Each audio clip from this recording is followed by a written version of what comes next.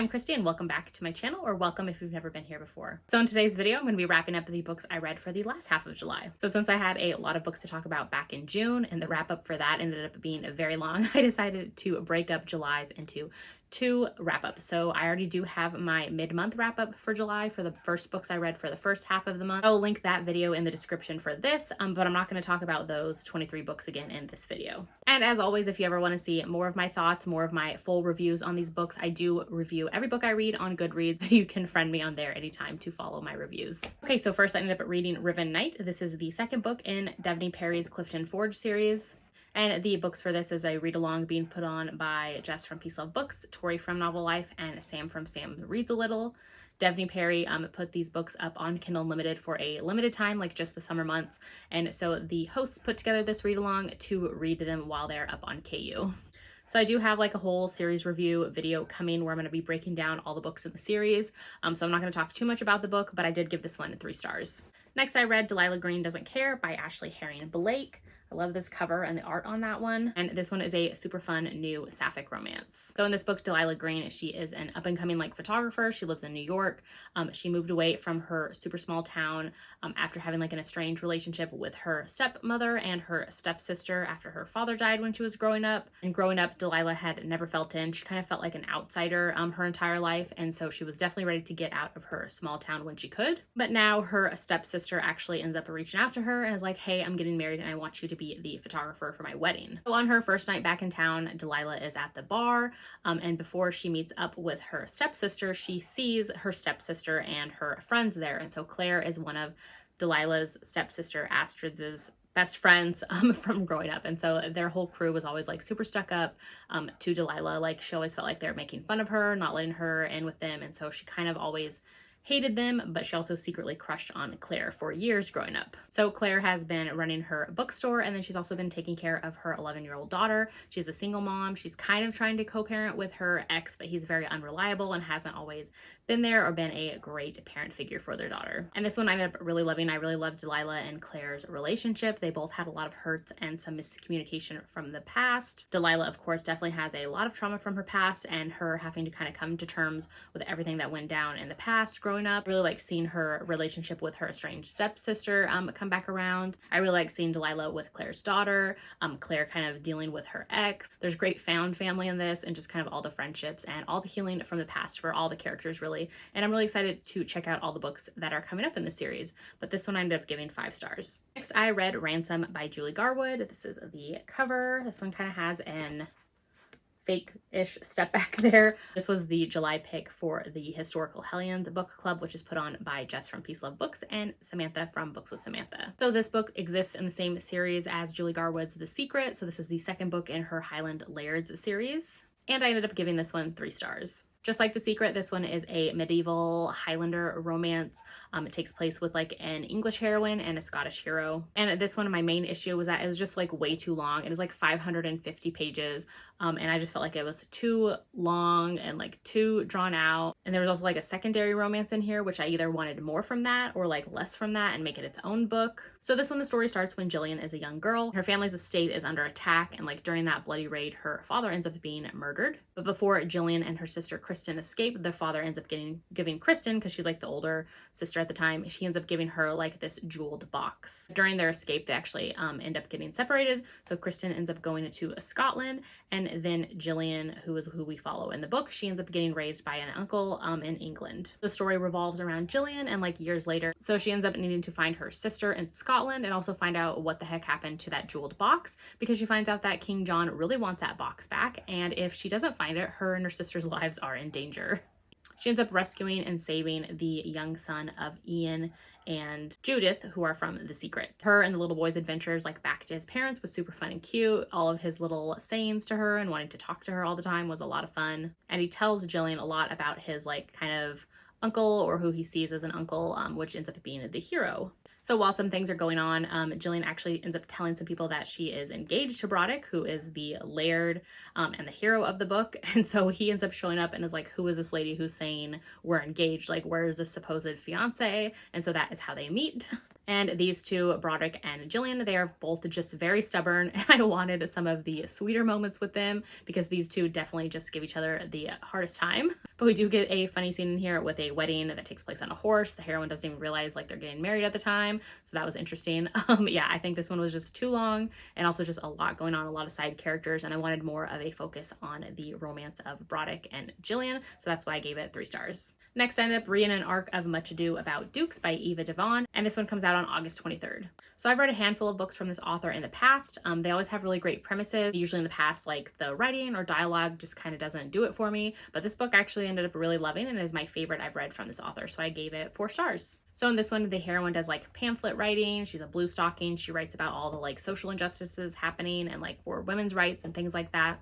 And so because of this, she definitely hates dukes, hates what they stand for, and all of that. And so of course the hero ends up being a duke. So in this, the heroine has been sending her pamphlets to the duke for a long time, but he never responds to her. She keeps sending them anyways. And then we find out that her cousin is getting engaged to the Duke / the hero's brother. And so they get to meet in person for the first time. One had a lot of really fun moments to Shakespeare. Of course, the title is a play on that. And then the hero and heroine just have a lot of Shakespeare-like moments in their history and in their stories. And the heroine is actually at a play for Much Ado About Nothing when her and the hero run into one another. And at the theater is like the first time that they realize that they have a lot in common and that they could actually be friends. Shortly after that, the heroine, her uncle, actually informs her that he lost his entire fortune and he has also lost all of hers. He became like her guardian years back, and so he was in charge of like all of her finances and investments, and now all of her money is gone as well. So the heroine had always planned to just live as a spinster, never get married, and live off of her own money or fortune that her parents left her. So her uncle tells her like that's no longer gonna work, so you need to find a husband and like probably super fast before anybody finds out that your dowry and fortune is gone. So the hero actually ends up coming over to her house just to talk to her and hang out like after the whole play situation. And so the heroine ends up telling him, you know, all of the woes of like what's going on with her fortune, and he actually ends up proposing to her. So he tells her how he never planned to marry for love and like this will super work out for them. You know, they can just have like a business arrangement marriage, and it will help her like with his family name, with his dukedom behind her, and it will help her like get an entrance into politics and like with all of her pamphlet writing. So this one was actually kind of unique and fun because usually in marriage of convenience situations, the hero and heroine like decide like, you know, bedroom activities are off the menu, like that's not going to happen. But in this one it was actually the opposite. They were like, you know what, like this is just a business arrangement, but also we like lust after one another, so let's like just give in, and like they enjoy like a wedding night, which was fun to see. Also in this one, I love to see how the hero actually worked side by side with the heroine, like handing out pamphlets right along with her, like right outside of Parliament. Of course, there was some great groveling at the end with the whole speech of all the things I hated before and like all the things I actually love about you. So yeah, this one is out on August 23rd and I gave it 4 stars. Next up, I read The Lady Chosen by Stephanie Lawrence. This is the pretty cover and the step back. This is the first book in her Bastion Club series, and this was actually the Rake Appreciation Society book club pick for July, which is a book club put on by Crystal from Crystal's Bookish Life and Jen from the Book Refuge. So this one I actually ended up giving 2.5 and I rounded up to 3 stars. Before this book, I had only actually read Stephanie Lawrence's other book, The Devil's Bride, which is the first book in her Sinster series, which this book actually, Devil Sinster makes an appearance in this book, which was kind of a fun little cameo moment. So in this one, the hero is now an earl and he needs to find a wife and, you know, get an heir and all that. But he definitely doesn't want to go with like what the matchmaking mamas of the Ton, you know, are trying to set him up with, and he wants to find his own bride. Hence the Lady Chosen. So in this one, I actually really did like the beginning and the whole premise of this Bastion Club and the whole series. Hero and his friends are all back from Waterloo, and many men at that time actually ended up returning to titles and estates and fortunes that they never had before going in, which I thought was a very interesting look because I've never really seen that explored very much, like all these guys coming back to all these titles they never had before going in, and now all of a sudden if they want to keep their titles and estates, that they need to get married and, you know, produce these heirs and all of that. So since the hero Tristan and all of his friends find themselves in a similar situation, and they're all like, you know what, we should help each other out and form this Bastion Club and help all of us kind of find brides. So the guys decide the first thing they need is like a clubhouse where they can meet and share notes about all these potential brides. And so they end up purchasing a home, which is right next door to the heroine of this book, and she lives there with her uncle. So the hero is super into the heroine from the first time he meets her. He definitely wants to know more and hang out with her. But the heroine has like no plans to marry. Shortly after he ends up moving in next door to her, he finds out that there's all these like burglaries going on to the houses around them. And so the hero and heroine kind of join forces to find the culprit behind this. Like I was saying, I really liked the premise and the setup for this series and for this book. All these men returning to all these like titles and responsibilities that they didn't have before going into the war. I like to see how that kind of affected all of these men post-war and returning back home. So this book just did feel very long, and I was also just not really invested into like the whole burglar mystery aspect of the story, which looking back, I had the exact same issues with The Devil's Bride from this author, which is kind of like that whole mystery aspect overpowering the romance, the heroes falling first, trying to convince the heroines to marry them the whole time. Like both of these books have the same vibes. So maybe if you did like The Devil's Bride, you might like this one, but for me, they're both just kind of middle road, and this one was a little worse than The Devil's Bride for me. This one just felt very wordy, and it definitely makes me second guess all the books that I've collected from this author for both of the series. So yeah. Next, I ended up reading Lessons in Chemistry. This was one of the Book of the Month books that I got earlier in the summer, and this one I actually sadly ended up giving 2.5 stars to. So all I knew before going in is that it is historical fiction and kind of deals with the main character being a chemist like during the 1950s or 1960s, which is true. The main character of the story is Elizabeth, and we do follow her as a chemist and kind of her entire life and motherhood and journey of career like during the 1950s and 1960s. So the first 55% of this book I was definitely not liking. I was tempted to put it down, but since I owned a physical copy of it, I hate DNFing books, and so I wanted to just push through and find out what all this like hype was about, or maybe that the last part would be more redeeming. There were parts in this where like the heroine's dog gets a POV, which was very odd and strange. Like we hear the dog's thoughts and feelings. She's teaching the dog words, and he has like this massive vocabulary, but we also get to hear all of his thoughts of like these people and what's going on around him and his owners, and it was all just very not for me. So yes, after the first 55% of the book, it did end up getting better, but again, I didn't love it. So basically, this book explores all aspects of being a woman in science, or just being a woman of the time in the 1950s and 60s. Heroine deals with a lot of sexual comments, misogyny, she gets sexually harassed, she gets sexually assaulted, she gets victim blamed, she deals with comments from both like male and female coworkers, like saying like, you know, you're only dating this guy to get ahead, like all these type of comments like that. So yeah, that wasn't a fun time, especially with kind of the times we are in, like not a lot has changed. So the heroine actually, you know, never planned to get married or become a mother, but life has other things in plan for Elizabeth, and so her partner at the time, he actually ends up passing away, and right after that is when she finds out she's pregnant. And then shortly after that, she ends up getting fired from her job at like the science lab where she works, and she ends up becoming a cooking show personality instead. So Elizabeth's personality is very logical, very straightforward, very kind of cold and dry. And I did really like seeing her revolutionary approach for the cooking show that was kind of made for the homemakers of America. I liked how her show ends up resonating with a lot of women, because not only is she teaching them to cook, she's teaching them about chemistry, she's teaching them to stand up to kind of like the man, and kind of just, you know, pushing or daring them to change the status quo. So I do think this bright, whimsical cover is very misleading. It's also described in its synopsis as like laugh out loud funny, which, I mean, I've talked about the topics that are handled in this book, and I didn't find it ever to be funny, so I don't know why they labeled it that way. So yeah, not to say that this book was bad or even an important narrative that should be shared, because it should, but it just didn't really resonate with me very well, and yeah, gave it 2.5 stars. Next, I read The Bodyguard by Catherine Center, and I ended up giving this one 4 stars. So I started reading Catherine Center just last year. This is the 4th book now that I've picked up from her. Her books are kind of more women's fiction, like contemporary fiction, but there is like little romances in there. There is no steam in them though, like barely any kissing for the most part, but somehow her stories, when I'm in the mood for them, they just really work. So this book is actually kind of fun because the heroine is actually the one who is the bodyguard. So this story starts out with the heroine's mother passing away, and the next day her boyfriend breaks up with her. And her boyfriend is also her coworker, so she still has to be around him and see him. So when she goes into work, her boss is actually like, you know what, you need to take time off, like take a month off and then come back later, and then I'll have this like really great job for you. So she does that, the month passes, and she comes back to work and she finds out that a like superstar movie star guy is coming into town to Texas, and he needs a bodyguard with him because he has like a stalker. So the hero is that actor. He's in town because his mother is actually sick. He also doesn't want his family to know that he has a stalker and to like add more worries to their plate. So he actually asks the heroine to pose as his fake girlfriend instead, to explain like why she's always around him. Again, celebrity like type of characters don't really work for me, but in this one, the hero is kind of a reclusive actor. He's kind of of stepping away from those hero roles he's been playing,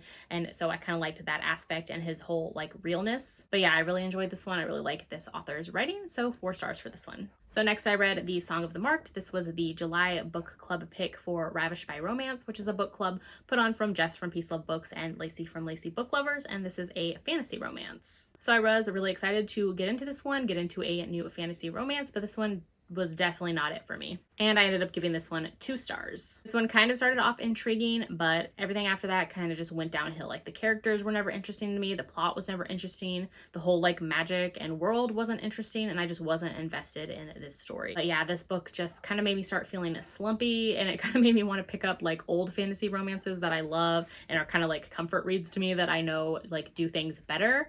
But yeah, this one just was not it, and so 2 stars. Next I read Tempt Me, which is the first book in the Wolf Hotel series. This is by Nina West, which is the pendant name for K.A. Tucker. So there are 4 books in the series, and I knew that the entire series like follows the one couple or their journey to get together. While I knew that their story wouldn't be complete in this first book, I also kind of just felt like this one was kind of lacking something, so I gave it 3 stars. That said, the book was really short, it was easy to fly through, and I did jump into the second book after it. So basically in this, the heroine has grown up in kind of a very like religious household with like that old-fashioned beliefs and things like that. She was engaged to her childhood sweetheart. They were both supposed to be saving themselves for one another and for marriage, but then of course her fiance decided, you know what, he's not gonna wait and he's gonna go cheat on her with somebody else. So the beginning of the story is them calling off their engagement or him like breaking up with her. He's like, you know what, I want to go like test the waters and find out what's going on out here, and like I'll come back to you later, so just like wait for me. So the heroine is like, I need a clean break, so she ends up taking a job at a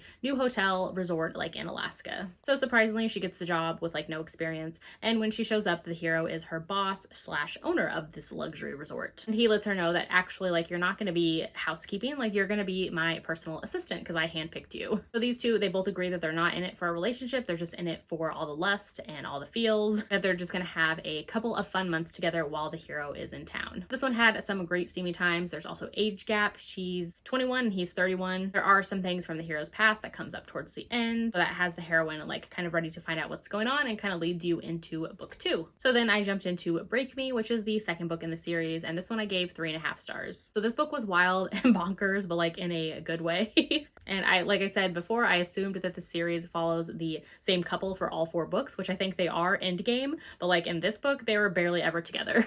Which, I mean, I get it. I knew they weren't going to be together for the entire 4 series, or else, like, what's the point of 4 books being drawn out? So, like, I knew things were going to come up between them. But yeah, this book just had me kind of confused of the trajectory of the entire series. Mostly because the heroine in this, like, she gets with a ton of other guys, has a lot of other great contenders for, like, her hero. So I was kind of like, who am I rooting here for? Like, what's going on? This book definitely reminded me of kind of like that typical what you hear of, or like how movies portray, like, the college experience and, like, all of this sexual exploration and adventures, like everybody bed hopping and getting together. Like this is what this book was pretty much about. So there's definitely a lot more action with the side characters and the heroine. The hero's like not even in the book for most of it, like he's gone, which I mean, I'm not mad about all the extra like sexual chemistry and things happening with her and other characters. I was just confused of like, am I rooting for her to get with these guys now, or like the hero who's not even here? Yeah, this one was fun, like super short like the first book. Again, I was just kind of confused, like, is there a relationship here that I'm rooting for? Like, what's happening? Like, they're not even together a lot. Like, they don't even become an official couple until the very end of this book. So yeah, fun steam, kind of lacking for me with the whole end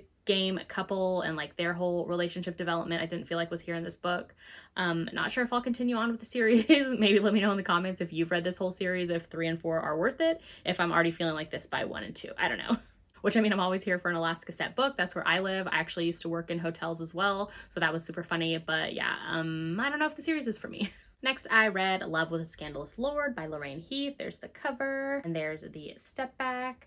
This is the 3rd book in her Daughters of Fortune series. So in this book, the hero has always been the second son, kind of just there for a good time. And then at the beginning of the story, he finds out that his brother ends up passing away, and now he is the heir to the dukedom. And then also on top of that, his father's health is ailing, and so it's like looking pretty clear that he's going to become the duke sooner than later. So in this one, the heroine is American. She actually grew up in Fortune, Texas, which I think I've mentioned before. This series is a spinoff of Lorraine Heath's Rogues in Texas series, which was 3 Englishmen, like kind of wayward sons being sent to Texas to make their own way. So in this one, the heroine is actually the stepdaughter of the hero of the first book in that series, which was Rogues in Texas. So the heroine has always looked up to her stepfather and kind of all of his stories of London and his time there. And her, at the beginning of the story, ends up traveling with her parents and her family to London because her father's father is the Duke who is sick. So this is her romance with her stepfather's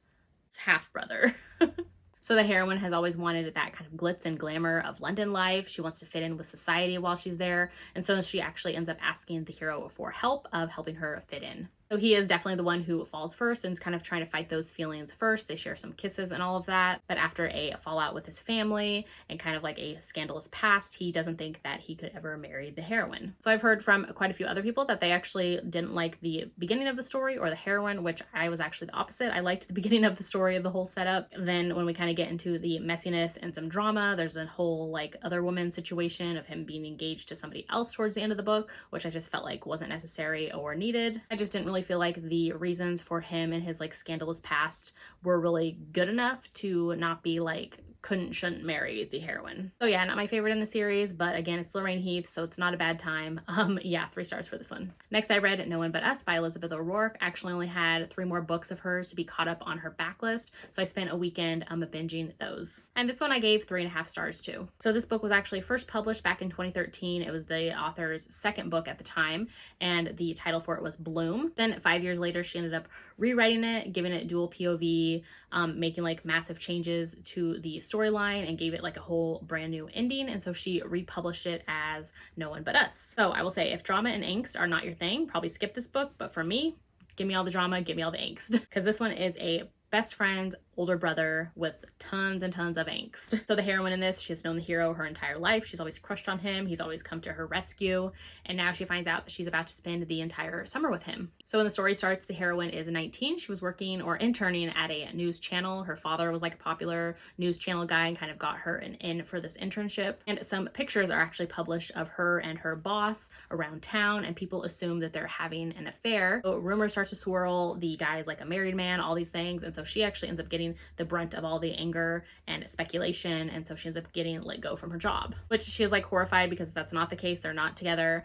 She sees this guy as like one of her dad's friends. He's her dad's age. He's known her since she was a child, so she like can't believe this is happening. So on top of that, when she calls her dad to tell him what's going on, he's like, you know what, I got my own scandal going on right now. Like, I just got this girl knocked up, so like I need you to just lay low, keep out of the public eye for the summer, and let this all blow over. So she ends up calling her childhood best friend, who tells her like, hey, we're at the beach house for the summer, you should come, like my brother's gonna be here as well, and like we'll just have a fun time. So the heroine hasn't seen the hero in 5 years. Like the last time she saw him, I think she was like 13 or 14, and now she's 19, so she's like very excited at the chance to see him now that she's like grown up and all of that. The hero is going through his own rough time. His parents have always wanted him to become a lawyer, and he doesn't want to do that, so he's kind of wanting to drop out of law school. He doesn't want to follow in the family footsteps. He doesn't want to become a lawyer. He doesn't want to own the law firm that his parents want to leave him, and he has all of this going on. On top of this, his mom and parents kind of try to guilt trip him into feeling bad and becoming a lawyer anyways. Like his mom does some very toxic, unhealthy behavior, which is like she starves herself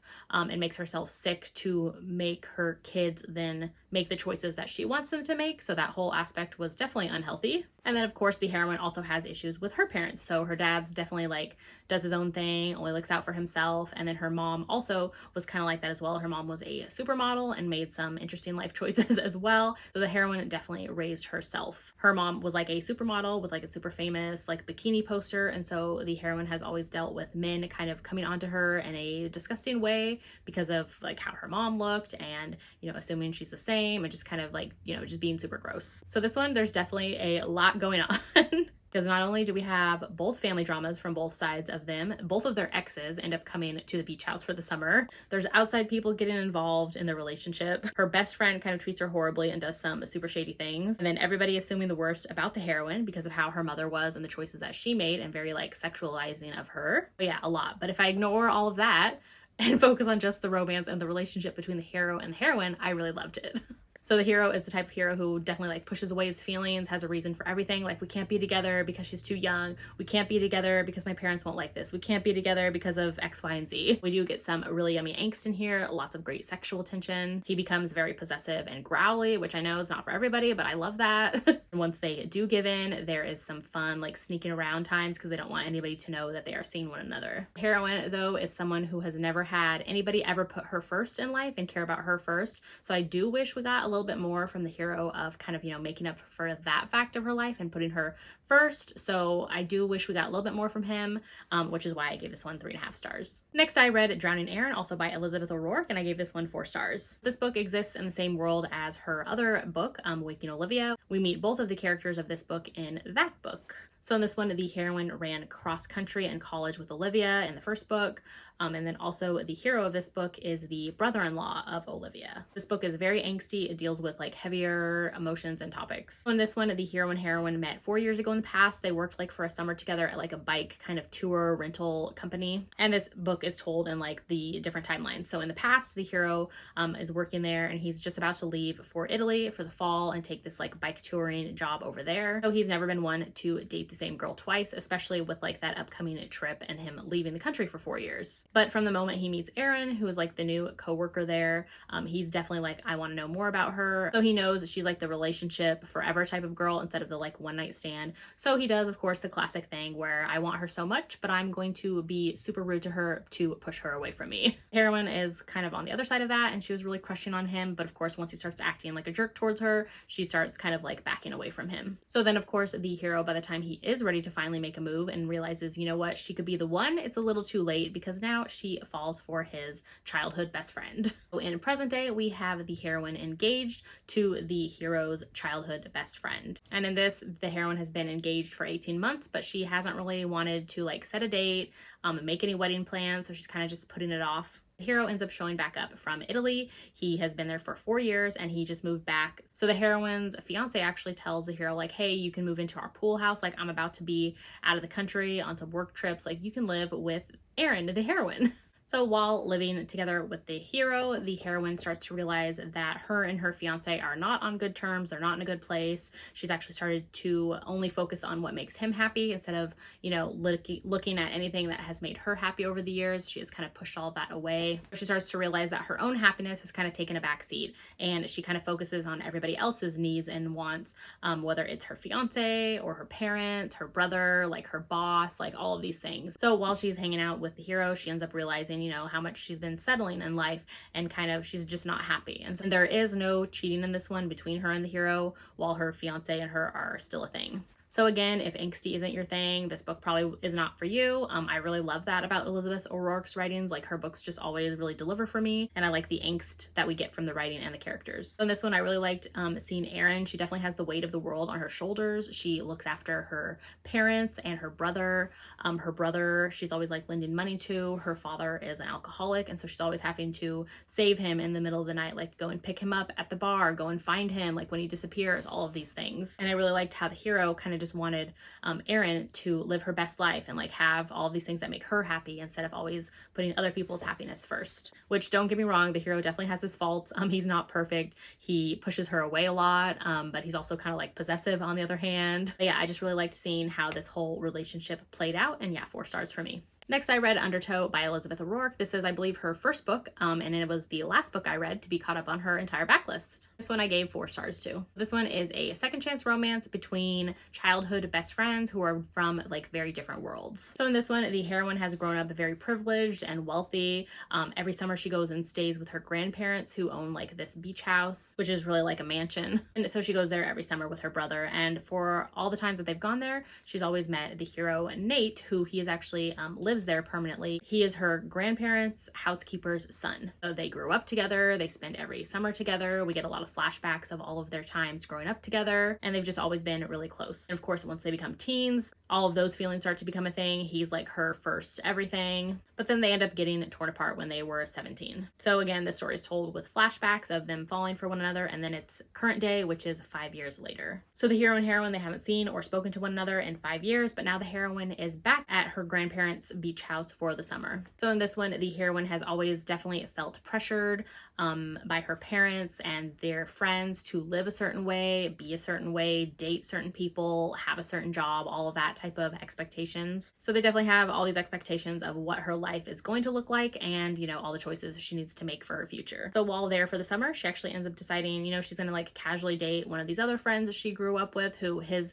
parents are like in the same circle of friends that her parents are. So while she wants this to stay casual, like her family definitely jumps on this and is like, oh, this is perfect. Like, this is your future. This is exactly who you should be dating. And she definitely realizes she's about to be pulled under by everybody else's expectations of her life, like unless she says or does something. Everybody in her life is definitely a lot and the worst. Besides her grandfather, he was great. The hero even compares like her life and family and all of their expectations. Like, are you living like in the 1800s? Like, why is your family making all these choices for you? Also, like, you're kind of mafia-esque. Like, you guys are all within the same like circle of wealthy friends. Like, what's going on with your family? So I really love romances told like this with flashbacks and kind of meeting over the summer. This definitely reminded me of a ton of other books that I've read, but this one I really liked. I really loved the hero in this. You definitely get the feeling that the hero and heroine are meant to be, but there's just all these other like external things trying to pull them apart, which is mainly her family and how she's being influenced by them as well, which I mean, I get it, but also like, girl, you're 22, like make your own choices and like cut this family out of your life. I mean, I see it both ways. But also, like, this hero is here and he's perfect for you. Like, can you just go with him and be happy? So there is cheating in this book, just not between the actual endgame couple. But yeah, 4 stars for this one. I'm super excited to be caught up on Elizabeth O'Rourke's entire backlist. I'll be having a whole like author guide to her books coming out pretty soon on my channel as well. And I'm also very excited because Jess from Peace Love Books, she actually invited me to be a guest co-host with her and Tori from Novel Life, that we get to interview Elizabeth O'Rourke coming up on Jess's channel in August, which I'll put the info for that here. So yeah, I'm super excited for that interview. Next up, I read Stone Princess. This is the 3rd book in the Clifton Forge series by Devney Perry. I have a like whole series review coming out for this series. I've been reading it for a read along, so yeah, I won't say too much, but I gave this one 3 stars. And then I jumped into Noble Prince, which is the 4th book in the Clifton Forge series. This one I gave 4 stars. So next I ended up picking up, this one is a very lengthy wordy title. Let's see here. The Lady Traveler's Guide to Deception with an Unlikely Earl by Victoria Alexander. So this is the cover, and I really only bought this because of that Egypt step back with the pyramid there and the couple. This book is part of the author's series of her Lady Traveler's Guide. This one takes place like 99% of the book in Egypt, which was a lot of fun. And I ended up giving this one 3 stars. So in this one, the heroine is an author and she writes books called The Tales of a Lady Adventurer in Egypt, which were actually kind of loosely based on her grandmother's stories and letters. The heroine always wrote them as just kind of like a fun, you know, adventure romp, but people have actually taken her books seriously and believe like that everything she says is true. And she's just never taken the time to correct them. Like, it kind of just, you know, got away from her. So then we have the hero. He is an earl and he has been a scholar his entire life and has studied Egypt and been there and all that. And so when he comes back to London, he wants to write his own like memoirs and kind of stories about Egypt, but nobody wants to hear his stories because they're like, this lady's already doing it way better than you. Like, yours are super boring. So he like picks up her books and is like, what the heck is this crap? Like, this is not real. Egypt is not like this. Like, who is this girl? She's totally faking it. Like, I want to meet her. And so he like challenges her to come to Egypt and like they're going to prove that everything she's written is false. So this one was fun because the heroine is 32. She's like a spinster and her aunt and her aunt's friends are like the Lady Traveler's Guide ladies. And so they end up joining her and the hero and go to Egypt together. So this romance is very slow burn, or more of like a slow start. Like, we don't get a lot of romance buildup until later on into the story, but we do get a lot of like comedic moments with the aunt and her friends, lots of like fun adventure romp in Egypt. And then of course we get lots of like factoids about Egypt as well, which was fun. So this book, I liked the adventure and traveling time of the story. The romance and chemistry I wasn't as sold on, so that's why I gave it 3 stars. Next, I picked up A Little Thing Called Love by Kathy Maxwell, and this is actually a historical romance novella. This is actually a prequel novella to her Marrying the Duke series, which I've read one of the books in that series before. So this one I ended up giving it 3 stars. This one is very short, kind of has that like faded good insta-love situation between the hero and the heroine. I did like in this that the hero is an Irish self-made man. So the hero has always grown up with his Romani grandmother, and she has always had these like visions or like prophecies of what the future brings for him. And like, so she's always told him like, you're gonna marry this lady of great, like everything, like you guys are gonna have this great love, like all these things are coming to you, like you'll know her when you see her. That does happen. Like the first time he sees the heroine, he's like, that's her, like that's the girl I'm marrying, like I need to know everything about her. So he ends up following her to a library. Then the heroine, she is in town. Her father has like tons of gambling debts and needs to marry off her and like her sisters. But for some reason, he's really stuck on like his daughter marrying a titled gentleman with money. So I did think this had some cute moments. The hero and the heroine, they're both bookish. They love books. The heroine's father definitely doesn't think the hero is good enough for her. So they ended up sharing like notes back and forth between the books she gets from like a lending library every day, which was cute. The heroine in this one, she has always suffered from dizzy spells her whole life and is kind of told like her life expectancy isn't that great and that she'll probably never have children either. And so I was kind of side-eyeing that because I knew where that story was going to go, which of course that is how it played out. So that was kind of whatever. But we do get to see like a really fun little like Gretna Green wedding here. They like share vows over the anvil, which is always fun. So yeah, 3 stars for this novella. Next, I jumped into another historical romance novella and I picked up The Wicked House of Rohan, which is by Anne Stewart. So this is the prequel novella for her House of Rohan series, which I read the first book in that series earlier in the year and really loved it. But let me just say, I'm glad I didn't start with this one because if I would have, I would not have continued on with the series. So this one I gave 2 stars. So this one takes place in Venice. It's like 1740. The heroine was a governess and she came over from England with like the family she was governing for.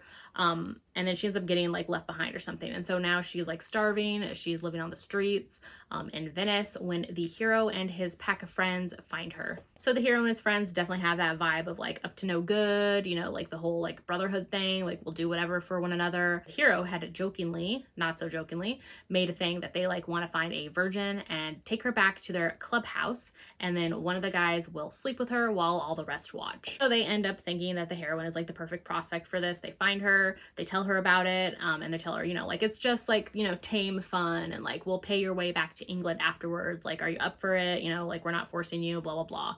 So she's actually like kind of goes with it because she's like, well, whatever, like I need to get back home and like they're not the worst. Which I mean, yeah, she goes with it or says she's gonna go with it because she's like, yeah, I do want to get back to England and like I don't have a lot of other choices here. So the pack of friends end up leaving her there and are like, you know, we'll be back later tonight or tomorrow to like do this whole thing. But like until then, like clean up, eat, whatever, stay here. The heroine is doing that. She's just hanging out and it's just her and the hero. And she realizes that she knows this hero. Like he was her brother's childhood friend. Like she always had a crush on him growing up. The last time she saw him, she was 15, all of these things. So all of a sudden it's very like insta-y. The hero is like, you know, I need you, I want you. Like we need to get together. So they end up getting together. This definitely felt like a scene just ripped from a book instead of like a whole story because there was definitely like a whole lot going on here, a lot not explained. Yeah, and it was just kind of strange. The heroine, of course, is like, you know, instantly in love with the guy because she crushed on him before. And he's like, yeah, I love you too. Yeah, we're going to get married. She even asks like, why do you want to marry me? And he's like, might as well. So it was all kind of a bit lackluster with the proposal. He's also like mid-thrust before he even remembers who she is. Yeah, it was interesting. So 2 stars for this one for me. Next, I picked up the audiobook of True Biz from the library, and I really loved this one. I gave it 4 stars. I think the audiobook was done really, really well. This is basically a fictionalized story of a school for the deaf, and so the school is about to close down, so we get the POV from 3 different people, one of which is one of the teachers at the school. We also get the POV of one of the teen boys who he's kind of like a legacy, so to speak. Like he's come from 5 generations of deaf family members, and so he goes to the school. And then we also get the POV of a teenage girl who has never known another deaf person in her life. Her parents are hearing and they actually gave her like a cochlear implant and all of these things growing up, and they've kind of pushed her to regular school. They don't want her to learn ASL, like all of these things. And so now it is her first year at this deaf school. So I really like this because we do get some of the adult POV from some of the stories, like the teacher, and then we get kind of this coming of age moment between the teens. I really like seeing how everyone's like experiences and background has kind of shaped them into who they are now. There's some with like super supportive parents or parent, and there's some who have kind of struggled and are having a really hard time with being deaf. So I thought the amount of deaf culture put into this book was just really well done. There's also at the beginning of every chapter, there's like excerpts of actual like deaf history, which I thought was really well done as well. I just really liked this whole experience at the school, the discussions in here about ASL and cochlear implants. I watched the movie like The Sound of Metal last year and really loved that one. So this kind of had some moments that reminded me of the whole school situation in that movie. So yeah, this was just like a really well done book, and I gave it 4 stars. So I'm here to add on 6 more books that I ended up reading in July to bring my end of the month July wrap up to 26 books. So I read Every Summer After and ended up giving this one 3.5 stars. So this type of premise for this book always usually works for me, like 2 people meeting over multiple years, usually starting in their childhood and like coming to a beach house or like summer vacation, and they like are neighbors there or meet up there every summer, and you get to see like their story throughout the years as they grow up together, and then usually like a second chance in the present day. So there's like a lot of books and series and movies and things like that that do this type of trope, like Love in Other Words by Christina Lauren. I know The Summer I Turned Pretty, which I just watched the Amazon Prime adaptation of that, which was done really well. That has that same theme. There's also I just read another one this month, which was Undertow by Elizabeth O'Rourke. She does that. And so it's definitely like a popular trope, and like it usually always works for me. I really enjoy that type of dual timeline, present day, childhood friends, like type of stories. So in this one, the main character is Persephone. We meet her when she's 13. Her family lives in Toronto. So I did like that this one's set in Canada. And so her family just purchased like a beach house that they're going to go to for the summer. So they go there. And so when she goes there, she ends up meeting Sam and Charlie. Sam is her age, so he's also 13, and Charlie is his older brother, and he's 15. So Sam and Charlie live there year round with their mom, who owns like a tavern. So most of this book is told through the flashbacks. We get multiple years of Sam and Charlie and Persephone growing up together and spending summers together. And then in present day, it's 17 years later. So Persephone is now 30. She's like a magazine editor. And she gets a call one day out of the blue from Charlie, the older brother of the 2 brothers. And he's like, hey, like our mom just passed away. Can you come back like for the funeral and the wake? So she goes, and then it's her chance to see Sam again. So this type of story setup, usually always the part that like broke the couple apart or kept them apart all these years, is usually what doesn't work for me as well. It's kind of like meh. And in this case, it was the same. Like I wasn't really a fan of what kept Sam and Persephone apart all these years. And then like the whole of the present day story is told like over a weekend. And so I kind of wanted more of a balance between the flashbacks and the present day instead of mostly focusing on the flashbacks. And I did want more of a presence kind of on their romance, because I didn't feel like we got a lot of that. Like we saw a lot of their friendship over the years and growing up together, but I didn't feel like we really got much of a romance. I really didn't like Sam's attitude kind of on like, he just felt like him and Persephone were like meant to be end game, and so like he could go out and do whatever he wants because like in the end they're gonna come back together, and like not like get out there with other ladies, but like he didn't have to spend time like talking to her, or like he can take breaks of like, you know, being apart during his college years and all like that, because like they're end game. So like to him they're meant to be, and like they can get through whatever else in the meantime. So I don't really like his attitude of that, but again, like the premise of this type of story, it always pulls me in. And so yeah, it was just like a solid 3.5 stars. Next, I read Not My Type by Evie Mitchell, and I ended up giving this one 4 stars. So this one I grabbed the audiobook of, and it was such a delight to listen to and so much fun. I really enjoyed it. This was my first time reading from this author, but I know quite a few friends who love her books. She has really great like disability and chronic illness rep, I think, in most of her books, and so I really wanted to get to this one. So in this one, the heroine Frankie, she's a sexologist, and she has like her own podcast, which is like an all access podcast. She has pink hair that matches her pink wheelchair, and she's just like super colorful and a super fun time. So she decides she wants to like step up her game, push more content out there. So she has like listeners send in questions and things like that for her. So she had a few questions about like rope play. So she ends up finding out like from some friends or whatever that this guy Jay is like a rope play expert. Like he teaches lessons and stuff like at a local BDSM club. So she ends up texting him. So Jay is the type of character who he gets bored really easily. He says like nothing's really kept his interest over the years. So when he gets this text from Frankie, he's super intrigued and he decides to meet up with her. When they meet up for brunch, Jay ends up really enjoying Frankie. He really loves her,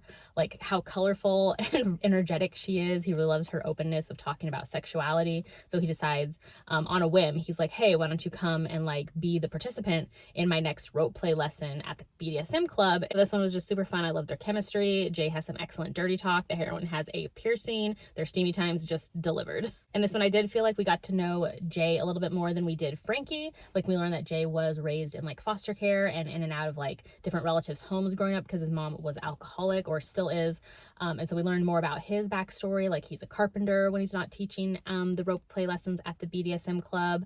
And so I wanted a little bit more from Frankie, so that's why I ended up giving this one 4 stars. Next, I read Things We Do in the Dark, and this is like a mystery thriller, and this one I ended up giving 3 stars. This was my first time reading from this author. I went in without reading the synopsis or anything, which is what I usually do with thrillers, but I probably should have read the synopsis this time because I would have known like it's just kind of not what I was into or what I was wanting to read at the time. So I really liked the last half a lot more than the first half of the story, but in the end I just didn't feel like the characters or the stories really pulled me in as much, so yeah, 3 stars for this one. Then I read Girls of Flight City by Lorraine Heath and ended up giving this one 5 stars. This was just a really beautiful book and I ended up really enjoying it. This one is like a World War II historical fiction, so it's not Lorraine Heath's typical historical romances, but there is like little elements of a romance in here. I don't usually pick up historical fiction, or especially like World War II historical fiction, that often. I feel like over the years I've read a lot or watched a lot or seen a lot, so it's kind of not really my favorite era to read about, but when Lorraine Heath wrote it, like I had to pick it up. And this, it is based on true events of the American women in Texas who actually ended up training a ton of like Royal British Air Force pilots during World War II, and they were stationed in Texas. So I really liked the main character in her, Jessie. She is actually wanting like a career in aviation. She's a really talented flyer, and I liked seeing her kind of try to advance her career as well as teaching all of these or training all of these pilots. And then we also kind of follow Jessie's younger sister, Kitty. They get letters from their brother who was at war, and there was just lots of like heartbreak and love and joy and sorrows. This one I was just super invested in the entire journey, the entire story. I liked all of the POVs we got, and yeah, really loved this one. I gave it 5 stars. Next, I read an arc of Heartbreaker by Sarah McLean. This is the 2nd book in her Hell's Bells series, and this comes out on August 23rd. So I ended up giving this one 3.5/ rounded up to 4 stars on Goodreads. I have read all of her books now at this point. This Hell's Bells series hasn't really been my favorite of hers, but you know, this one I actually did end up liking a little bit more than I liked Bombshell, the first book in the series. So in this one, basically the Bells are on a mission to save a certain lady. I believe she's like a Marquess's daughter. And so Adelaide, the heroine of this book, she ends up getting involved with helping said daughter like make sure she's safe and all of that. So along the way, Adelaide finds out that the girl she's trying to protect, like she's gonna escape to Gretna Green and get married. And so her betrothed is actually the hero of this book. He's like a duke, the Duke of Claiborne. It's his brother. So somehow Adelaide and the Duke both end up taking off to Gretna Green to follow his brother and then the Marquess's daughter / the girl that Adelaide's trying to save or protect. So in this one, Adelaide grew up as like the princess of thieves. Her dad is like the head of the Bowls, which is like a local gang of thieves. At the beginning of the story is her dad setting up Adelaide like in a marriage to his like rival or whatever, and then like on the wedding day the wedding ends up turning into like a turf war instead, and so Adelaide uses that time to escape, and that's how she got with the Duchess and the rest of the Bells, and that happened like 5 years in the past. So this one I really liked the beginning, like it definitely grabs your attention from the start. The middle kind of dragged for me, and then the end ended up picking up for me again. So if you want more feminist modern historical romances, Sarah McLean is definitely a good author for that. I love her strong female friendships that she creates, and like the Bells are definitely that. This book we do get a lot of fun close proximity time. There is a road trip to Scotland, sharing a room, only one bed. There's of course action, adventure, the hero falls first. There's caretaking, the heroine looking after or nursing back the hero to health. There is a highway woman who comes about. There's a puzzle box, a letter, family secret identities, banter, crashes, like all the things happen in this, full of action and adventure. So yeah, 3.5/4 stars for me for this one, and it is out on August 23rd. And then next I ended up reading The Dead Romantics, which is actually on my August TBR, but I couldn't wait to get into this one. I'd been hearing so many good things about it from some friends, so I had to jump into it. And this one was so stinking cute. I ended up giving it 5 stars. So in this one, the heroine has been a ghostwriter for 5 years for like one of the top huge like romance authors. And then she's recently also been burned by like her ex, and so she's kind of like over love, but she has a deadline to meet, which is to write the next romance novel for the author that she ghostwrites for. And then on top of this, she has a new editor, and so she has to go meet him. So she meets the editor and ends up being the hero. And so first the heroine's like, you know, I don't want to write love, like romance stories anymore. Like, can this just be a non-romance? And he's like, no, this is romance. Like, we are a romance imprint here. Like, you need to meet this deadline. Like, you have a month, I think, to get the book in. So in this one, the heroine's family also owns a funeral home, and so she she ends up going back to her hometown because her father passes away during the story. So she goes back to see her mom and her brother and sister. This book definitely deals with family and kind of realizing what's important in life, what her priorities are going to be. I really liked all that kind of like healing and just that sense of like being back with your family and being back in her hometown and like people who support her. So anyways, she's back at her hometown with her family while they're dealing with their father's death. And then one day she gets like a doorbell ring at the house, and it ends up being the hero, her like editor, and he's also a ghost because the heroine can also see ghosts. So then he's kind of dealing with, he didn't realize he is dead and all that going on.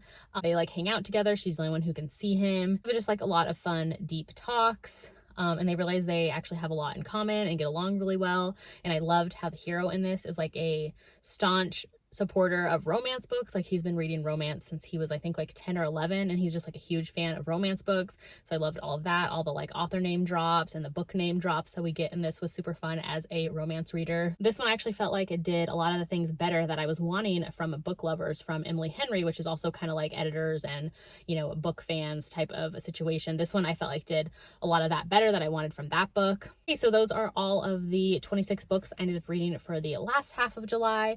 Like I mentioned at the beginning of this video, I talked about the first 23 books I read in July in my mid-month wrap-up, which I have linked in the description here if you missed that video. So yeah, I had a good July, read 49 books, had some hits, had some misses in there. But I'm definitely excited for August. August is kicking off with the Romance Takeover Readathon, which I get to be co-hosting, which I'm super excited for. We're going to have like reading sprints every day of the week for the first week of August, so like August 1st through the 6th. Which you can hear more about all of that in my August TBR video when I talk about the readathon in that. So I'll link that if you missed that video as well. So I'm already excited for August. Like I mentioned, the readathon's happening. The week after that, it's my birthday. I also have that Elizabeth O'Rourke interview that I'll be co-hosting with Jess and Tori, which I'm very excited for. And yeah, I have some fun video plans as well and some fun like family trips we're going to be doing too. So let me know in the comments if you've read any of these books that I just talked about, or if you plan to, or maybe what your favorite read was for July. I would love to chat about it in the comments.